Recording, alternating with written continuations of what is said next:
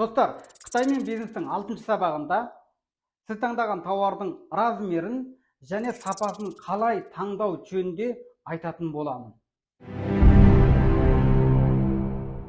Келесі сабағымыз осы 1688-дегі тауарлардың сапасын қалай таңдаймыз және размерін қалай таңдаймыз. Мысалы, бірінші бетіне кіреміз тағы да. Бірінші бетіне кіріп, фотомен іздеп көрейік алдымен. Галереяға барамыз.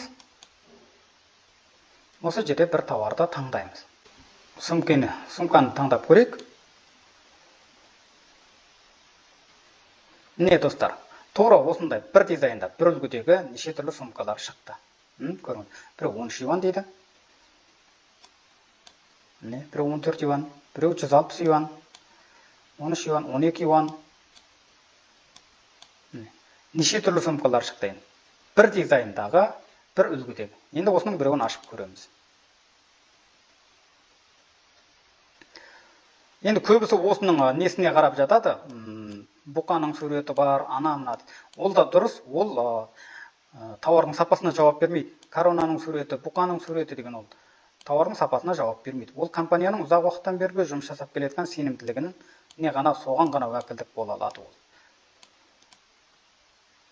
Мына жерде заводтың несі бар екен, мына жерде комментарий жататын. Осыны ашып көру керек, осы жердегі елдің аңысын көру керек.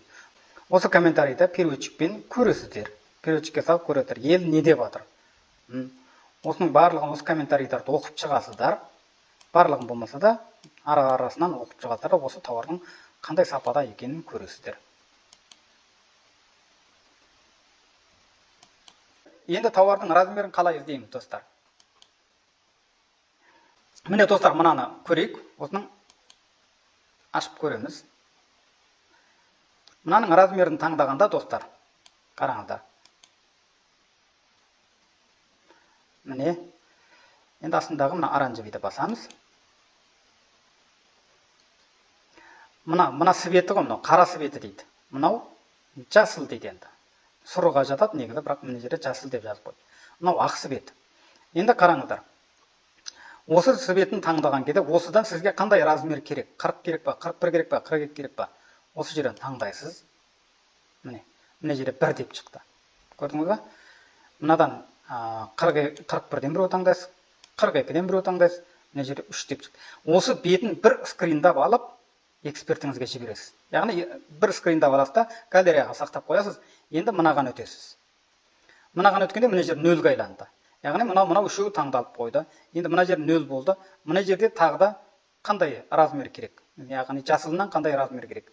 Тағы да размерін таңдап аласыз, 39.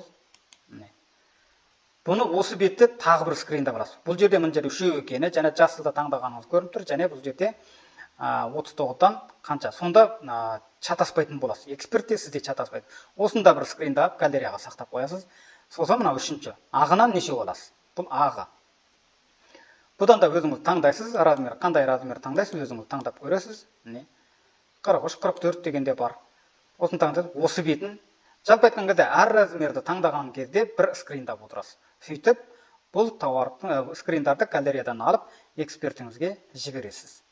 Яғни ссылкасын жібергеннен кейін барып, осыны экспертіңіз жібересіз. Ақтан үшеу, яғни 41, 43, мысалы, жасылдан үшеу, 39, 40, 41, қарадан үшеу, 40, 41, 42. Осыны анықтап алғаннан кейін, осындардың барлығын скриндап экспертіңізге жібересіз. Болды. Бұл тауардың размерін қалай таңдау деп аталады. Міне достар, тура осы сабақтағыдай таңдайтын болсаңыз, сіз таңдаған тауардың сапасы мен размерінен ешқандай қателеспейтін боласыз.